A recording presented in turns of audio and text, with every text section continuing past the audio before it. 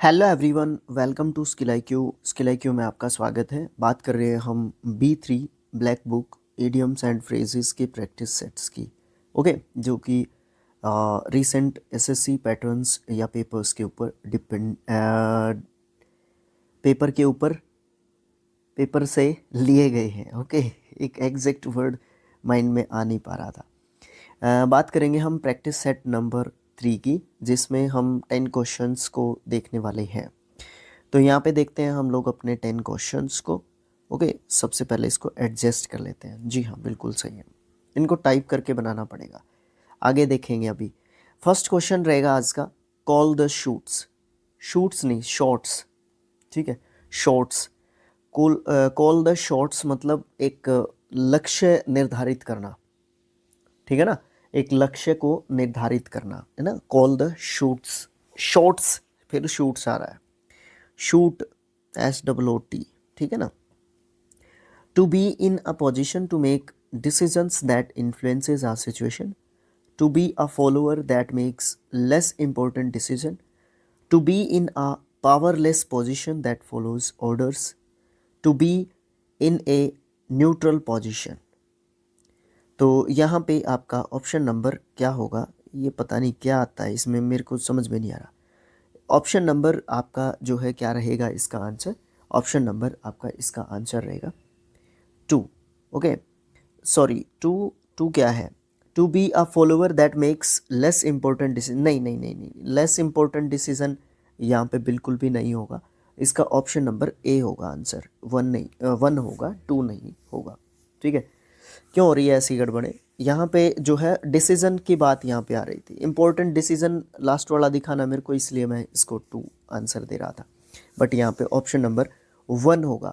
यहाँ पे क्या होगा, जो इन्फ्लुएंस करता है एक सिचुएशन को, एक जो है ऐसी पोजीशन जिसमें हम डिसीजंस बना सकते हैं आसानी से और अपने लक्ष्य की तरफ बढ़ते हैं। यानी कि अपने जो भी एक सिचुएशन होती है उसको इन्फ्लुएंस करता है एक ऐसा डिसीजन, मतलब एक अच्छा डिसीजन लेना। ठीक है, कॉल द शॉट्स होता है। ठीक है, तो जो भी गड़बड़ हुई है ना उसको ठीक कर लेना एक तरीके से।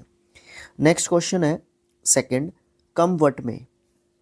कम वट में का मतलब क्या होता है, ये है ना, मैकबेथ नाम का एक जो है क्या था, मैकबेथ नाम का एक नाटक था, किसका, विलियम शेक्सपियर का।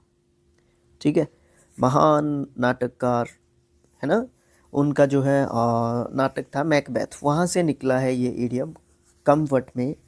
ओके, इसमें कहा गया है कि जो कुछ भी होना है, जब जब सो होता है तब तब वो होके रहेगा, है ना। तो मतलब हमें रिजल्ट की चिंता इतनी नहीं करनी चाहिए, जो हमें जो हमारी रिस्पॉन्सिबिलिटी है वो हमें करना चाहिए। रिजल्ट्स के लिए जो है इतना नहीं सोचना चाहिए। हालांकि रिजल्ट्स मैटर करते हैं, बट हमें ज़्यादा चिंता नहीं करनी चाहिए। हम कई बार है ना बहुत ज़्यादा डूब जाते हैं रिजल्ट्स के चक्कर में। ठीक है, तो वो नहीं होना चाहिए। Meeting someone no matter what happens, to be among the latest, to be to get frightened. यहाँ पे होगा ऑप्शन नंबर 2, यहाँ पे ऑप्शन नंबर 2 होगा। अच्छा, पहले वाले में इसीलिए ऑप्शन नंबर 2 लग गया था या नहीं, ऐसी कोई बात नहीं है। नो मैटर व्हाट हैपन्स मतलब ऐसा नहीं होना चाहिए कि क्या हो रहा है, मतलब इसको नेगेटिव वे में मत लें आप लोग। नो मैटर व्हाट हैपन्स मतलब जो होता है वो होता रहे, ऐसा नहीं है। ठीक है ना, इसको एक पॉजिटिव वे में लेना है कि जो कुछ होना है वो तो होना ही है ना। लेकिन हम लोग एफर्ट्स भी ना करें, ये कहाँ का न्याय है ना। उस तरीके से, उस पॉजिटिविटी के साथ जो है हमें इस जो है मैटर को लेना है।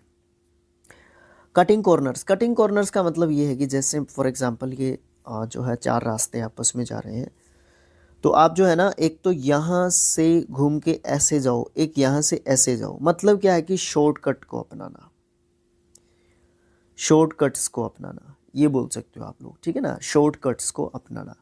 या फिर इसका एक मतलब बोल सकते हो, गुणवत्ता की तरफ कोई ध्यान नहीं है, क्वालिटी की तरफ कोई ध्यान नहीं है, क्वांटिटी की तरफ ध्यान देना, है ना, है ना।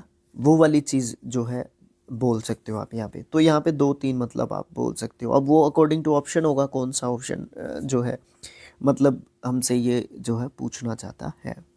ओके, देखिए, to take the long way around, to be honest and fair, to do something quickly or cheaply, often at the expensive of quality or safety, to follow the rules strictly. Yes, option number 3।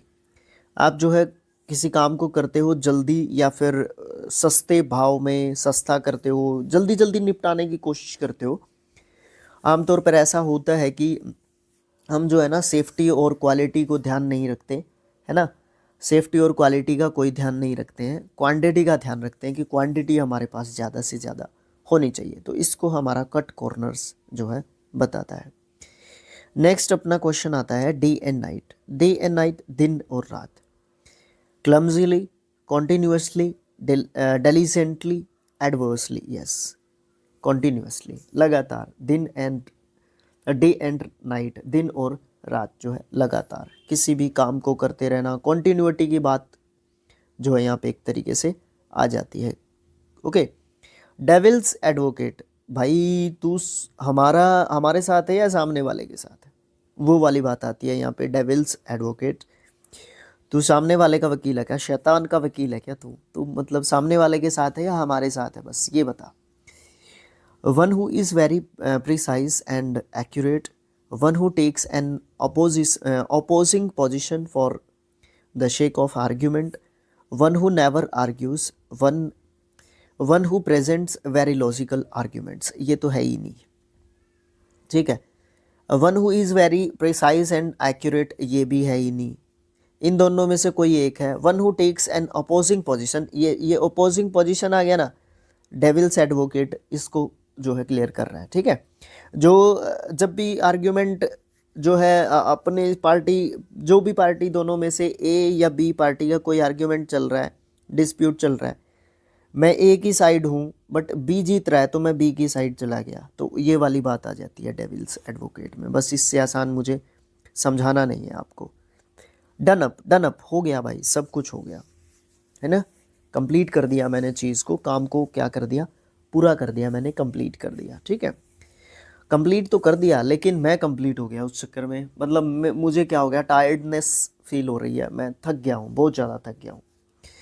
Failed, complete, exhausted, ruined. तो complete तो काम हुआ है ना, मेरे शरीर के साथ क्या हुआ, थकान, एग्जॉस्टेड, ठीक है। तो ये दोनों आपस में ऑप्शंस जो है कंफ्यूज कर सकते हैं। रूइंड भी कर सकता है वैसे, फेल्ड भी कर सकता है, ऑप्शन सारे एक जैसे हैं, बट मुझे ऐसा लगता है पर्सनली कि दोनों 2 और 3 जो ऑप्शन है ना आपके, वो थोड़े से ज़्यादा कंफ्यूज करने वाले हैं। डाउन इन द माउथ, कोई चेहरे से पता लग जाता है कि वो दुखी है ना, वो काफ़ी उदास है, अवसादग्रस्त है वो व्यक्ति, है ना, तो वो वाली चीज़ आपको देखने को मिलती है, ठीक है। Unhappy, exaggerating, angry, discordious, unhappy. Next question है 8th, easier sad then done. कहना बहुत आसान काम है लेकिन करना बहुत मुश्किल, ये वो वाली बात है। Not as restricted as it appears to be, not as difficult as it appears to be, not as easy as it appears to be, not as moderate as it appears to be। Option number 3 I think सही होना चाहिए। इतना easy दिख रहा था उतना easy जो है नहीं, जितना इजी दिखने में वो काम लग रहा था उतना इजी एक्चुअल में था नहीं। ईजियर सैड देन डन, कहना बहुत मुश्किल नहीं है, आसान है, बट करना बहुत मुश्किल काम है। नेक्स्ट क्वेश्चन है face the music, face the problem, face the situation, face the difficulty. Okay, to work very possible way to succeed, to be cheated by someone you trust, to have the problems with money, to accept the punishment for some mistake you have done. तो option number 4 यहाँ पे right answer आपका रहेगा कि आपको punishment जो मिली है, जो सज़ा मिली है, उसको आपको एक्सेप्ट करना पड़ेगा, या जो भी आपके सामने सिचुएशन खड़ी है उसको आपको क्या करना पड़ेगा, एक्सेप्ट जो है करना पड़ेगा, ठीक है। फिट एज ए फिडल, इसके पीछे काफ़ी लंबी कहानी है, ठीक है। 16th सेंचुरी से ये बात शुरू होती है, वॉयलिन से बनता है शुरू में इसका मतलब, फिर वो बनता है, लेकिन मैं सीधा सीधा यहाँ पे आ जाता हूँ, इसका मतलब क्या बनेगा। As fit as a fiddle. ये जो है उत्कृष्ट स्वास्थ्य के बारे में बात करता है। हम जो है काफ़ी एनर्जेटिक रहते हैं, काफ़ी मतलब हेल्दी रहते हैं, है ना, काफ़ी पॉजिटिव रहते हैं, उस चीज़ को as fit as a fiddle जो है दिखाता है। To be good in health, to be in good health, to be extremely excited and energetic, yes ये भी हो सकता है, पहला भी हो सकता है। समथिंग इज़ परफेक्ट, ये नहीं हो सकता, थोड़ा सा लेस इम्पोर्टेंट है, ऐसा नहीं है कि हो नहीं सकता बट लेस इम्पोर्टेंट है। A good and useful invention, नहीं ये तो है ही नहीं।